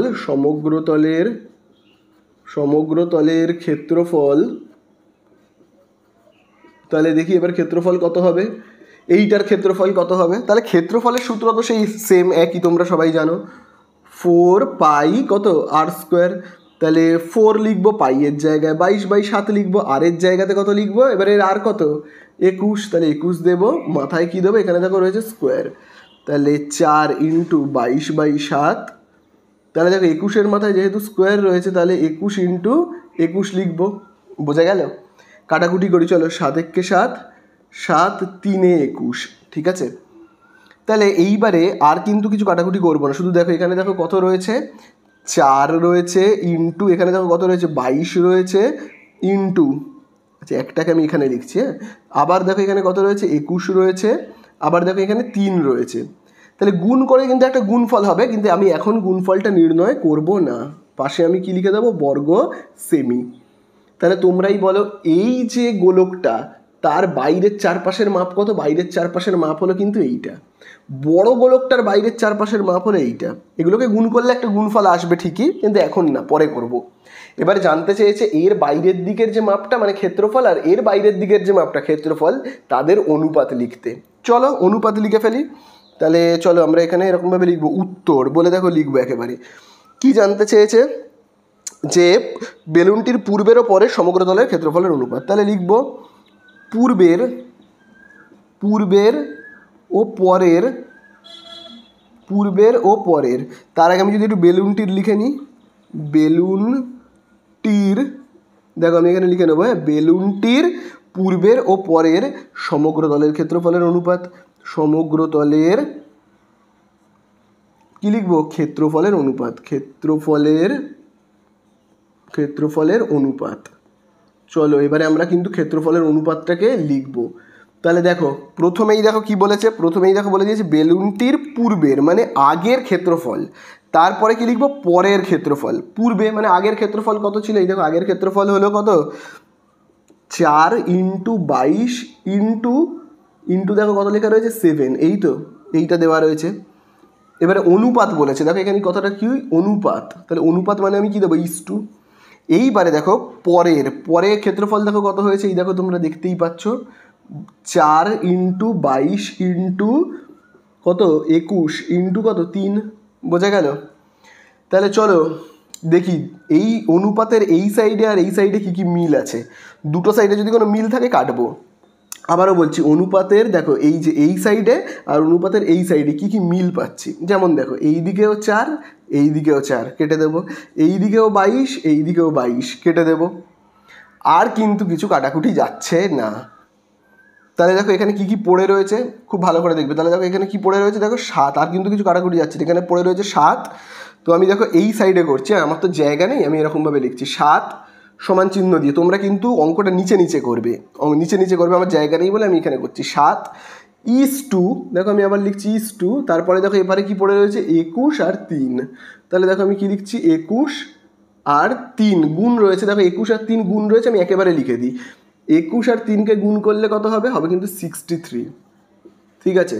তাহলে এবারে দেখো আমি 7 দিয়ে কাটাকুটি করবো, দেখো 7 দিয়ে 7কে ভাগ করলে কত হবে 1, 7 দিয়ে 63কে ভাগ করলে কত হবে 7 9 63, তাহলে থাকছে কত 1:9। তাহলে এই হয়ে গেল কিন্তু আমাদের অ্যান্সার। তাহলে আমরা এখানে কি লিখবো কিন্তু অ্যান্সার। তাহলে দুজনের এইটার ক্ষেত্রফলের অনুপাত কত পেলাম আমরা, 1:9, বোঝা গেল। হয়ে গেলে অঙ্কটা শেষ। এবারে আমরা চলে যাব 6-এর দাগে। তো 6-এর দাগের অঙ্ক করবার আগে আমি কিন্তু আগে কিছু ধারণা তোমাদেরকে দেবো, খুব ভালো করে কিন্তু তোমরা বুঝবে। গোলকের ওই জায়গাটা তোমরা যদি ধরে নিতে পারো তাহলে কিন্তু আর কোনো সমস্যাই হবে না গোলকে, ঠিক আছে। তাহলে আমরা চলে যাবো এবারে কতর দাগে, 6-এর দাগে। তো দেখো এবারে আমরা করব 6-এর দাগের অঙ্কটা। আর 6-এর দাগের অঙ্ক থেকেই কিন্তু আমাদের শুরু হচ্ছে অর্ধগোলকের ধারণা। অর্ধগোলকের অঙ্ক কিন্তু শুরু হচ্ছে 6-এর দাগ থেকে। দেখো এতক্ষণ আমরা কিন্তু 1 থেকে 5 পর্যন্ত যে অঙ্কগুলো করেছি সেগুলো কিন্তু সম্পূর্ণ গোলকের অঙ্ক করেছি, আর এখন আমরা স্টার্ট করব অর্ধগোলকের অঙ্ক। তাই জন্য অর্ধগোলক সম্পর্কে কিন্তু আগে আমাদেরকে একটু জানতে হবে, একটু ধারণা নিয়ে নিতে হবে অর্ধগোলক সম্পর্কে। এবং প্রধান যে ধারণাটা নিতে হবে সেটা হলো অর্ধগোলকের সঙ্গে গোলকের যে পার্থক্যগুলো রয়েছে, সূত্রের পার্থক্য, কেমন দেখতে, কতগুলো তল, সেই পার্থক্যগুলো কিন্তু আমাদেরকে একটু জেনে নিতে হবে। তারপরে আমি কিন্তু 6-এর অঙ্ক স্টার্ট করব। তাহলে আগে আমি কয়েকটা জিনিস বলবো, তোমরা কিন্তু খুব ভালো করে বুঝবে। দেখো ভিডিওর শুরুতেই, অঙ্কের শুরুতেই আমি তোমাদেরকে একটা তরমুজের উদাহরণ দিয়েছিলাম, মনে পড়েছে তো সেই তরমুজের কথাটা? তো ভাবো ওই একইভাবে আমি আরেকটা এরকম তরমুজ আঁকছি। তরমুজটা পুরো গোল গোল আকৃতির একটা কি রয়েছে, তরমুজ রয়েছে। আর তোমরা সবাই জানো তরমুজের ভেতরটা কেমন হয়। তরমুজের ভেতরটা হলো কিন্তু লাল। দেখো আমি আবার এখানে লিখে রাখছি লাল বলে, ঠিক আছে? ভেতরের পুরো অংশ হলো পুরো একদম লালে লাল হয়ে রয়েছে একদম। তো এইবারে এই হলো একটা কি পুরো গোটা তরমুজ, অর্থাৎ সম্পূর্ণ গোটা একটা গোলক কিন্তু এখানে রয়েছে। আচ্ছা তোমরাই বলো তো, গোটা গোলকের, পুরো একটা গোলকের কটা তল হয়? কটা তল হয়? দেখো তল কিন্তু এখানে একটাই রয়েছে। দেখো এই যে এই একটাই কিন্তু তল, এবং সেই তলটা পুরো গোলাকার, ঠিক আছে? তাহলে ভালো করে দেখবে, একটাই মাত্র তল এবং সেই তলটা কিন্তু হলো পুরো গোলাকার। অর্থাৎ তুমি যদি তলের এখানে দাগ কাটো তাহলে দাগটা এরকম হয়ে যাবে। তুমি যদি এইখানে তলের ওপরে দাগ কাটো দাগটা এরকম হয়ে যাবে। মানে দাগটা কি হবে, তুমি যদি এখানে কাটো বেঁকে যাবে, মানে সোজা দাগ কিন্তু তুমি কাটতে পারবে না। ভাবো একটা পুরো গোল বল, তার উপর কি তুমি সোজা দাগ কাটতে পারবে? পারবে না। দাগটাও কি হবে, বলের ওপর দাগ কাটলে দাগটাও এরকম হয়ে যাবে। তাহলে যার ওপর দাগ কাটলে দাগ এরকম বেঁকে যায় সেই ধরনের গোলাকার তলকে আমরা কি বলি? বলি কিন্তু বক্রতল। তাহলে দেখো সম্পূর্ণ গোলকের তল কটা? তল কিন্তু একটাই, এবং সেটা হলো কি বক্রতল। মনে রাখবে বক্রতল কটা? একটি, ঠিক আছে? তল হলো একটাই এবং সেটা হলো কি বক্রতল, ঠিক আছে?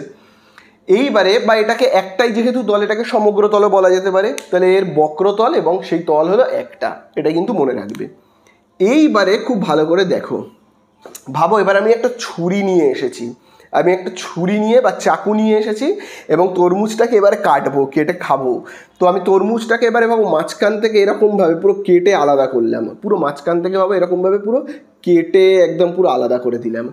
দিয়ে ওপরের টুকরোটা আমি ভাবো কাউকে দিয়ে দিলাম খাওয়ার জন্য, আর নিচের এই টুকরোটা, উপরের টুকরোটা ভাবো তোমাদেরকে দিয়ে দিলাম, তোমরা খেয়ে নাও।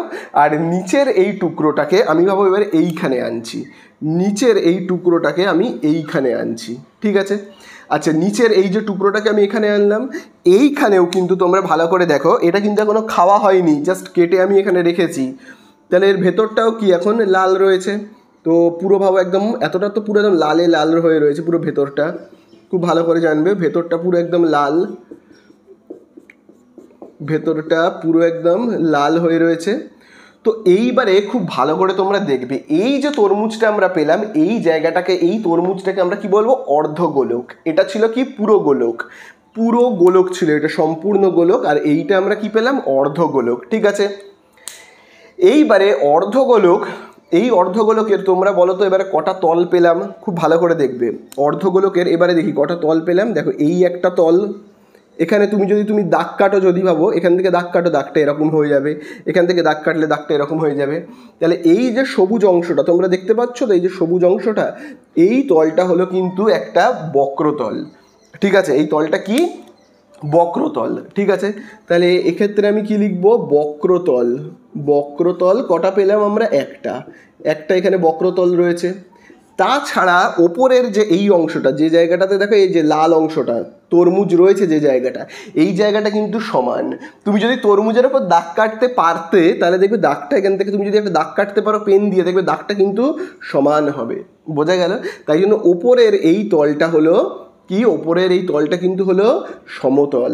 তাহলে সমতল, সমতলও কিন্তু রয়েছে। কটা সমতল? একটা, তাহলে টোটাল কটা তল হলো দেখো, এই একটা সবুজ তল, যেটাকে আমরা কি বলছি, সবুজ তলটা হলো কি তল, সবুজ তলটা হলো কিন্তু বক্রতল, যেহেতু বেঁকা, ঠিক আছে, সবুজ তলটা হলো কি বক্রতল, আর এই যে লাল অংশটা সমতল, লাল অংশটা উপরের লাল অংশটা হলো কি সমতল। তার মানে অর্ধগোলকের কটা তল টোটাল, এই এক আর একে টোটাল দুটো তল, এই সবুজ তল আর এই লাল তলটা দেখতে পাচ্ছ। তাহলে আশা করি তোমরা বুঝতে পারলে যে অর্ধগোলক দেখতে কেমন হয়। তাছাড়া আরেক ধরনের অর্ধগোলক হতে পারে, চলো আরেক ধরনের অর্ধগোলক কেমন হতে পারে দেখি তো। সেটা হলো, ভাবো একটা বাটি, ঠিক আছে, বাটিটা দেখতে পুরো এরকম, ভাবো বাটিটা দেখতে পুরো এই রকম শেপের একটা ভাবো বাটি। এবার দেখো তরমুজের ওপরে যেরকম তল রয়েছে, দেখবে তরমুজের ওপরে ওপরটা যেমন দেখবে লাল অংশ রয়েছে, তারপর ভেতরেও তো লাল অংশ রয়েছে, তাই তো, ভেতরেও লাল অংশ রয়েছে, ওপরটাও লাল অংশ রয়েছে। বাটির কি সেরকম হয়? যদি একটা ফাঁকা বাটি, খালি বাটি থাকে, তাহলে খালি বাটিতে কি হয়, এর ভেতর পুরো ফাঁকা, আর ওপরেও কিচ্ছু থাকে না, ওপরটাও পুরো ফাঁকা। ফাঁকা বলে তবেই তো জিনিসপত্রগুলোকে এখানে রাখা যায়, কোনো খাবারকে, তাই জন্যই তো এখানে রাখা যাবে। এই মুখটা যদি ফাঁকা না থাকে তাহলে কি কোনো খাবারকে এখানে রাখা যাবে? যাবে না, তাই না? তাই জন্য কি হয়, বাটির ওপরের মুখটা ফাঁকা থাকে। তাহলে দেখো এখানে দেখো আমি দুটো অর্ধগোলক এঁকেছি, দেখো এই একটা অর্ধগোলক আর এই একটা অর্ধগোলক। এই অর্ধগোলক আর এই অর্ধগোলকের মধ্যে একটা পার্থক্য আছে। কি পার্থক্য? এই অর্ধগোলকের ওপরটা কিন্তু ফাঁকা নয়, ওপরে কিন্তু একটা তল রয়েছে, দেখতে পাচ্ছ, ওপরে কিন্তু একটা তল রয়েছে, কিন্তু এই অর্ধগোলকের ওপরে কিন্তু কোনো তল নেই, এই মুখটা পুরো ফাঁকা। তাহলে গোলক কিন্তু দুই রকমের হলো। এক, প্রথম প্রকার, যার ওপরের মুখটা ফাঁকা নয়, ওপরে একটা তল রয়েছে।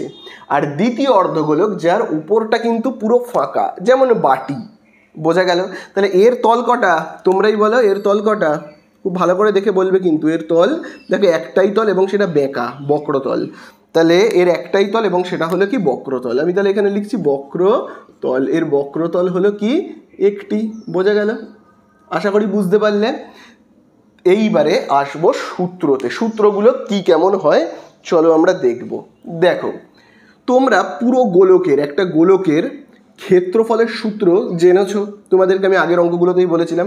পুরো একটা গোলকের বাইরের যে সমগ্রতল বা পার্শ্বতলের ক্ষেত্রফলের সূত্র আমরা কি জানি, হলো কিন্তু 4πr²। এটা কিন্তু আমরা জানি, তাই তো। এইবারে আমরা আসবো কোথায়, এবারে কিন্তু আমরা আসবো এই যে এই ধরনের অর্ধগোলকে, যার ওপরের মুখটা ফাঁকা।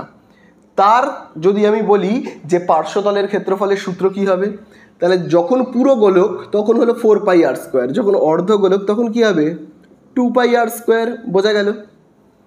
আশা করি বুঝতে পারলে। এইবারে আসবো এই ধরনের অর্ধগোলকে, যে সমস্ত অর্ধগোলকের ওপরটা ফাঁকা নয়, ওপরেও কিন্তু একটা তল রয়েছে। সেক্ষেত্রে আমরা ভালো করে দেখবে, সেক্ষেত্রে খুব ভালো করে দেখো, আমি তলটাকে এরকম করে নেব। তাহলে এর ক্ষেত্রফলের সূত্র কি হবে? এর ক্ষেত্রফলের সূত্র, এই যে সবুজ অংশটা তোমরা দেখতে পাচ্ছ তার ক্ষেত্রফলের সূত্র কি? সেই অর্ধগোলকের ক্ষেত্রফলের সূত্র, এই যে শুধু এই সবুজ অংশটার ক্ষেত্রফলের সূত্র কি আমরা জানি, 2πr², তাই তো। পুরো গোল হলে 4πr², আর শুধু অর্ধেক হলে 2πr²।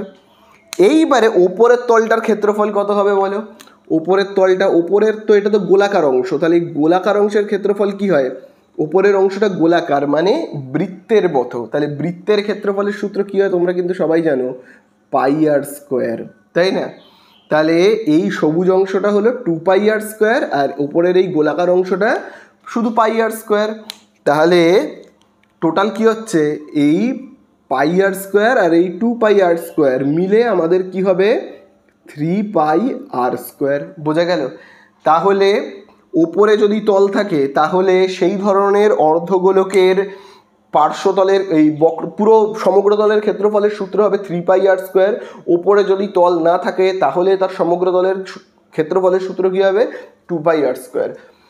বুঝতে পারলে? পুরো গোলকের কটা তল? সম্পূর্ণ গোলকের একটি তল। যার মুখ নেই, মুখ ফাঁকা, সেই ধরনের অর্ধগোলকের কটা তল? একটা। আর যার মুখ ফাঁকা নয় তার কিন্তু দুটো তল, দেখো একটা বক্রতল আর একটা সমতল। আশা করি তোমরা পুরো ব্যাপারটা বুঝেছো। খুব ভালো করে এই কনসেপ্ট যদি তোমরা একবার মাথায় ঢুকিয়ে নিতে পারো, আর তো তোমাদের জীবনেও কোনো প্রবলেম হবে না। কোনো দিন আর গোলকে কোনো প্রবলেম হবে না। তাহলে আমি এটাকে মুছে দিচ্ছি। এইবারে আমরা চলে যাব 6-এর দাগের অঙ্কে। ঠিক আছে, তো দেখি 6-এর দাগের অঙ্কতে আমাদের কাছে কি বলেছে। দেখো বলে দিয়েছে অর্ধগোলাকৃতি একটি বাটি তৈরি করতে 127 পূর্ণ 2/7 বর্গ সেমি পাত লেগেছে, বাটিটির মুখের ব্যাসের দৈর্ঘ্য হিসাব করি। তো দেখো এখানে খুব ভালো করে দেখবে, একটা বাটির কথা বলেছে। আর বাটি মানেই কীরকম, বাটি মানেই হলো এই রকম, যার ওপরের মুখটা কি ফাঁকা, তাহলে এর কটা তল, যার উপরের মুখ ফাঁকা তার একটি তল, মনে রাখবে একটি তল। ঠিক আছে, তার কটা তল, বাটির একটি তল, কারণ ওপরের মুখ ফাঁকা। আচ্ছা চলো এইবারে দেখো বলে দিয়েছে বাটিটি তৈরি করতে 127 পূর্ণ 2/7 বর্গ সেমি, বর্গ সেমির নিচে দাগ দেবে, 127 পূর্ণ কি বলে দিয়েছে, 127 পূর্ণ 2/7। ঠিক আছে, এই এত পাশে দেখবে লেখা রয়েছে কিন্তু বর্গ সেমি, এই কথাটা কিন্তু খুব ইম্পর্টেন্ট। দেখবে আমি লিখেও দিয়েছিলাম, বর্গ যদি লেখা আছে মানে এইটা কিসের মাপ বলো তো, বর্গ লেখা আছে, তার মানে হলো এইটা কিন্তু হলো এই বাটিটার ক্ষেত্রফলের মাপ, তাই না, এই বাটিটার ক্ষেত্রফলের মাপ। যদি ঘন লেখা থাকতো তাহলে এটা হতো কি, আয়তনের মাপ। বোঝা গেল। এবারে জানতে আমাদের কাছে কি চেয়েছে, বাটিটির মুখের ব্যাসের দৈর্ঘ্য। তো ব্যাসের দৈর্ঘ্য জানতে চেয়েছে, আমি আগে ব্যাসার্ধ কত দেখি, মানে এখান থেকে এতটার মাপ কত দেখি। তাহলে দেখো আমরা এখানে প্রথমেই লিখব, মনে করি এখানে প্রথমেই লিখে নেব, মনে করি বাটিটির ব্যাসার্ধের দৈর্ঘ্য, বা ব্যাসার্ধ বলে যদি আমি লিখি, বাটিটির ব্যাসার্ধ কত হবে, আর আচ্ছা এককটা দেখবে কি রয়েছে, এককটা রয়েছে কিন্তু সেমি, আর সেমি। ঠিক আছে, তাহলে এইবারে দেখো আমরা কি লিখব, লিখব কিন্তু প্রশ্নানুসারে। ঠিক আছে, এবারে আমি লিখব কি, প্রশ্নানুসারে। আর প্রশ্নানুসারে লেখার পরে আমি দেখো এই দিকে কি লিখব, 127 পূর্ণ 2/7। তাহলে এবার তোমরা বলো, আমি সমান চিহ্নের এই দিকে এই যে 127 পূর্ণ 2/7 লিখলাম, এটা আমি এই বাটির কিসের মাপ লিখলাম বলো তো, কিসের মাপ লিখলাম, পাশে বর্গ লেখা আছে মানে আমি এই বাটিটার ক্ষেত্রফলের মাপকে আমি এখানে লিখেছি, বাটিটার ক্ষেত্রফলের মাপকে। তাহলে আমি যদি এই দিকে বাটির ক্ষেত্রফলের মাপ লিখি, তাহলে আমাকে এই দিকে বাটির কি ক্ষেত্রফলের সূত্র লিখতে হবে। এদিকে যদি আমি মাপ লিখি, যার মাপ লিখবো এদিকে তার সূত্র লিখতে হবে। তাহলে বলো, বাটির যে বাটির মুখ ওপর ফাঁকা, সেই ধরনের বাটির ক্ষেত্রফলের সূত্র কি, দেখবে আমি এক্ষুনি তোমাদের লিখিয়েছি। মুখ ফাঁকা থাকলে বাটির ক্ষেত্রফলের সূত্র হবে 2πr²। ঠিক আছে, আর যদি মুখ থাকতো মানে এই জায়গাটা কিছু ঢাকনা থাকতো, তাহলে হতো কি 3πr²। বোঝা গেল। চলো এইবারে আমরা অঙ্কটা করি। 2 পাইয়ের জায়গাতে কত বসাবো, 22/7। আর এর জায়গাতে কত বসাবো, আর এর মান আমি জানি না। আচ্ছা দেখো নিচে এখানে দেখো কত রয়েছে, 7। 7-এর সঙ্গে 127কে আমরা যদি গুণ করি দেখি কত পাবো, 127-এর সঙ্গে যদি 7কে গুণ করি হবে 7 7 49, 9 হাতে কত রয়েছে 4, 7 দুগুণে 14, 4 18, 8 হাতে রয়েছে 1, 7 রেখে 8, 889। তার সঙ্গে যদি আমি 2কে যোগ করি তাহলে কত হবে, 891। আশা করি বুঝতে পারলে। এইবারে দেখো খুব ভালো করে দেখবে কিন্তু তোমরা, r² এই দিকে রেখে বাকি সবাইকে সব এই দিকে পাঠাবো। ঠিক আছে, তাহলে দেখো কেমন হবে, 891 বাই কত রয়েছে 7। এবারে দেখো এই যে 2 সমান চিহ্নের এই দিকে চলে গেলে কি হবে, এখানে গুণ ছিল, এই দিকে গেলে ভাগ হয়ে যাবে, মানে নিচে বসবে। বোঝা গেল। আবার দেখো 22/7 এই দিকে গেলে উল্টে যাবে, কত হবে 7/22, তাই না। তো দেখো কি কি কাটবো, দেখো এই দিকে 7, ওপরে 7 আর এই নিচে 7 কেটে গেল। এবারে দেখো 11 দিয়ে কাটবো। চলো 11 দিয়ে আমি যদি 22কে ভাগ করি কত হবে, 11 2 22। 11 দিয়ে আমি যদি এইটাকে ভাগ করি, এই যে 891কে ভাগ করি, তাহলে দেখি তো কত হবে, 891কে যদি 11 দিয়ে ভাগ করি তাহলে কত হবে, 11 8 88, বিয়োগ করলে 1, ওপর থেকে নামবে 1, 11 1 11। তাহলে দেখো কত পেলাম, 81 পেলাম। আর কিন্তু কিছু কাটাকুটি যাবে না। তাহলে দেখি কত পড়ে থাকছে, 2 আর 2কে গুণ করলে হবে 4, আর উপরে দেখো কত রয়েছে 81। এইবারে আমরা কি করব, স্কোয়ারটাকে সমান চিহ্নের এই সাইডে পাঠাবো। তাহলে কি হবে, স্কোয়ার এই সাইডে চলে গেলে হবে কিন্তু রুট। ঠিক আছে, রুট হবে। তাহলে আর ইজুকাল টু দেখো আমরা কত পাচ্ছি, 4-এর রুট কত পাবো 2, 81-র রুট কত পাবো 9। বোঝা গেল। তাহলে বলো তো 9কে যদি আমি 2 দিয়ে ভাগ করি তাহলে কত হবে, তাহলে আর ইজুকাল টু আমরা কত পাবো, 9কে যদি আমি 2 দিয়ে ভাগ করি, ভাবো আমি 9কে 2 দিয়ে ভাগ করছি, তাহলে হবে 2 4 8। 1 দশমিক বসিয়ে 0, 2 5 কত 10, তাহলে আমরা পাবো কত 4.5। তাহলে আমরা এই যে আর এর মান পেলাম মানে ব্যাসার্ধ, ব্যাসার্ধের মাপ মানে হলো এই যে এইখান থেকে এতটুকুনির মাপ আমি কত পেলাম 4.5, 4.5 মানে 4.5। জানতে চেয়েছে ব্যাসের দৈর্ঘ্য, ব্যাস মানে কি পুরোটা, এইটুকুনি যদি হয় 4.5 তাহলে তোমরাই বলো তো পুরো এইখান থেকে এতটার মাপ কত হবে, পুরোটার মাপ কত হবে, তাহলে 4.5-এর ডবল মানে কত 9 হবে, তাই না? তো চলো আমরা এখানে লিখবো, উত্তর লিখবো, কি লিখবো, বাটিটির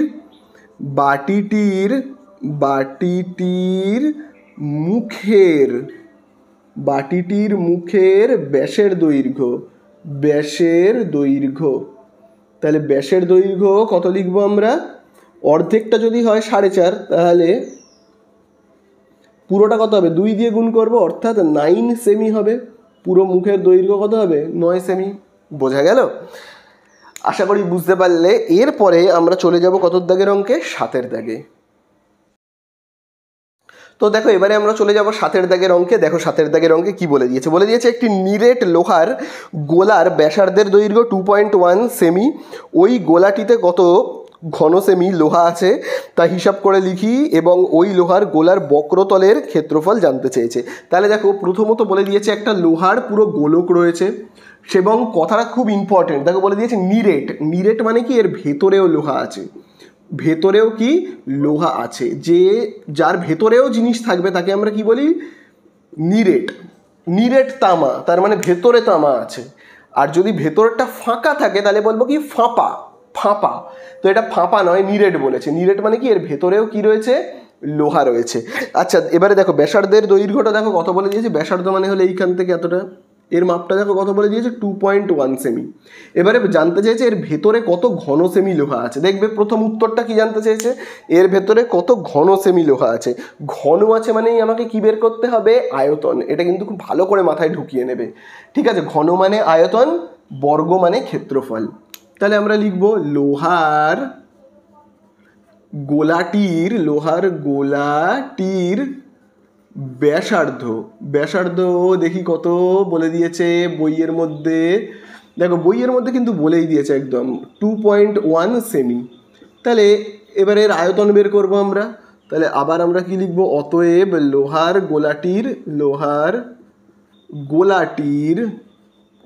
গোলাটির কি লিখব, আয়তন। তাহলেই তো পেয়ে যাবো ওর ভেতরে কতটা লোহা আছে। তাহলে আয়তনের সূত্র আমরা কি জানি, দেখবে লেখাই ছিল 4/3 পাই আর কিউব, তাই না? তাহলে এবার দেখো 4/3 পাই এর জায়গাতে আমরা কত লিখবো, 22/7। এবার আর এর জায়গাতে আমরা কত লিখবো, আর মানে কি ব্যাসার্ধ। দেখো ব্যাসার্ধের মান কত দেওয়া রয়েছে 2.1, তাহলে এখানে আমরা কত লিখবো 2.1, এখানে দেবো কিউব। এইবারে খুব ভালো করে কিন্তু দেখবে 4/3, আবার দেখো আমরা কত লিখবো 22/7। এবার দেখো 2.1 মাথায় যেহেতু কিউব আছে তাহলে আমরাও কি লিখবো 2.1কে 3 বার লিখবো, যেহেতু কিউব আছে তাহলে কি লিখবো 3 বার লিখবো। বোঝা গেল? এইবারে আমরা দশমিকগুলোকে তুলবো। দেখো এই দশমিক তুললাম, 1 লিখবো। দেখো দশমিকের পরে একটাই সংখ্যা, তাই জন্য একটা শূন্য। আবার দেখো দশমিক তুলবো, 1 লিখবো। দেখো দশমিকের পরে একটাই সংখ্যা, একটা শূন্য। আবার দেখো একটাই শূন্য বসাবো। তাহলে দেখো চলো আমরা এবার কাটাকুটি করি। দেখো 7 একে 7, 7 3 21। বোঝা গেল? আবার দেখো নিচে 3 ওপরে 3 কী হবে, কেটে যাবে। তো দেখো আর কিন্তু আমরা এখানে কিছু কাটাকুটি করব না, এবারে আমরা সরাসরি গুণ করে দেবো। যেমন দেখো 4 আর 22 যদি আমি এখানে গুণ করি তাহলে কত হবে, 88, তাই তো 88 হবে। এবার এই 88-এর সঙ্গে আমি যদি 21কে গুণ করি তাহলে দেখি কত হবে, 88। আবার দেখো 2 8 16 হাতে রয়েছে 1, 2 8 16 আর 1 17। তাহলে দেখো আমরা এখানে কত পাচ্ছি 14 4, আবার হাতে রয়েছে 1, 7 আর 8, 1 এইটা। তার সঙ্গে আবার যদি আমি 21টাকে গুণ করি তাহলে দেখো আমি কত পাবো একইভাবে 1 8 4 8, আর 2 দিয়ে গুণ করলে হবে 2 8 কত 16, হাতে রয়েছে 1, 2 4 8 আর 1 কত 9, 2 8 16, আবার হাতে রয়েছে 1, 2 আর 1 3। তাহলে দেখো আমরা এখানে পাচ্ছি কত 4 আর 6 10 0, আবার হাতে রয়েছে কত 1, 10 18 8, আবার হাতে রয়েছে কত 1 8, আর এখানে দেখো কত হচ্ছে 3। বোঝা গেল? তাহলে দেখো আমরা এই যে উত্তরটা পেলাম সেটাকে তাহলে দেখো আমরা এবারে এইখানে লিখবো, গুণ করে আমরা যেটা পেলাম দেখো কিন্তু 38,808। আর দেখো নিচে দেখো 10 10 আর 10কে যদি আমি গুণ করি, দেখো এখানে সব গুণ চিহ্ন রয়েছে, তো এগুলো সব গুণ চিহ্ন রয়েছে, আমি যদি এগুলোকে সব গুণ করি তাহলে কত হবে, 10গুলোকে গুণ করলে হবে 1000, 3টে 10 গুণ করলে কত পেলাম 1000। এইবারে আমরা দশমিক বসাবো, এই জায়গাটা কিন্তু খুব খেয়াল করে ভালো করে বুঝবে। দেখো এবারে আমরা দশমিক বসাবো, আগে আমি এটাকে লিখে নিই। দেখো এখানে তো কোথাওই দশমিক নেই, কোথাও দশমিক নেই মানে আমি ধরে নেব এইখানে রয়েছে। এবার 1000 দিয়ে কি হচ্ছে, ভাগ হচ্ছে, ভাগ হলে দশমিক এই দিকে আসবে, ঠিক আছে। ক ঘর আসবে, 1 2 3টে শূন্য, 3 ঘর এই দিকে আসবে। তাহলে দেখো এই যে 1 ঘর 2 ঘর 3 ঘর, তাহলে 3টে ঘর টপকে দশমিক কোথায় এসে বসবে, এই জায়গাটাতে কিন্তু এসে বসবে, বোঝা গেল। দেখো এই 3টে ঘর টপকে দশমিকটা এখানে ছিল, এখানে চলে এলো। তাহলে এই কিন্তু আমাদের হয়ে গেল, একটা উত্তর কিন্তু আমাদের বেরিয়ে গেল, সেটা হলো ওর ভেতরে কতটা লোহা আছে আমরা কিন্তু জেনে ফেলেছি। ওর ভেতরে লোহা রয়েছে 38.808 ঘন সেমি, তার মানে এর মধ্যে লোহা রয়েছে কিন্তু 38.808 ঘন সেমি। একটা উত্তর কিন্তু আমাদের হলো। দ্বিতীয় উত্তর জানতে চেয়েছে লোহার গোলকটার বক্রতলের ক্ষেত্রফল। বক্রতলের ক্ষেত্রফল মানে কি, ক্ষেত্রফল মানে হলো বাইরের চারিদিকের এই মাপটা কত জানতে চেয়েছে। তাহলে চলো বের করব। তাহলে আমরা লিখবো এখানে অতএব লোহার, বা এখানে শুধু লিখছি গোলকটির বক্রতলের ক্ষেত্রফল। তাহলে চলো বক্রতলের ক্ষেত্রফল বের করবো। বক্রতলের ক্ষেত্রফলের সূত্র কি তোমরা কিন্তু সবাই জানো, 4πr²। এটা কিন্তু পুরো গোলক, অর্ধগোলক নয় কিন্তু, ঠিক আছে। তাহলে 4 ইন্টু পাই এর জায়গায় কত বসাবো, 22/7। আর এর জায়গায় কত বসাবো, আর মানে তো ব্যাসার্ধ 2.1, যেহেতু আর এর মাথাতে স্কোয়ার আমরাও কিন্তু এখানে স্কোয়ার দেবো। তাহলে দেখো আমরা পাচ্ছি কত, 4 ইন্টু 22/7। আর দেখো 2.1 এর মাথায় স্কোয়ার রয়েছে, তাহলে 2.1কে দুবার লিখবো, 2.1। এবারে কাজ কি, দশমিক তুলে দেওয়া। দশমিক তুলবো, দশমিকের পরে দেখো একটাই মাত্র সংখ্যা, একটা শূন্য। আবার দশমিক তুলবো, দশমিকের পরে দেখো একটাই মাত্র সংখ্যা, একটা শূন্য। কাটাকুটি করি, 7 × 7, 7 × 3 = 21, বোঝা গেল। চলো আর বিশেষ কাটাকুটি করবো না, এবার আমরা গুণ করে দিই, সরাসরি গুণ করে দিই, তো করলেই হয়ে যাবে। দেখো 4 আর 22 কত, 88, 88 আর 3 কত দেখি, 88 আর 3 কত হচ্ছে, 3 8 24 আর 4 হাতে রয়েছে 2, 3 8 24 আর 2 26। এবার এই 264-র সঙ্গে কাকে গুণ করবে, এই যে এই 21টাকে গুণ করি, ঠিক আছে। 21টাকে গুণ করলে দেখি কত হবে, 264, আর 2 দিয়ে গুণ করলে হবে 2 4 কত 8, 2 6 12, 2 হাতে রয়েছে 1, 2 2 4 আর 1 5। তাহলে দেখো 8 আর 6 কত, 14, 4 হাতে রয়েছে 1। তাহলে দেখো আমরা পাচ্ছি কত, 5544। চলো লিখে ফেলি 5544, 5000 এখানেই লিখছে 5544। আর নিচে দেখো এই 10 আর 10কে যদি গুণ করি তাহলে কত হবে, 100। এবারে চলো দশমিক বসাবো, 5544 লিখলাম, এখানে তো কোথাও দশমিক নেই, তো নেই মানে আমি ধরে নেবো এইখানে আছে। এবারে 100 দিয়ে কি হচ্ছে, ভাগ হলে দশমিক কিন্তু এই সাইডে আসবে। ক ঘর আসবে, 2টো শূন্য, 2 ঘর আসবে, অর্থাৎ এই 1 ঘর 2 ঘর, এই 1 ঘর 2 ঘর টপকে দশমিকটা কোথায় আসবে, এইখানে আসবে, এই জায়গাটাতে আসবে, বোঝা গেল।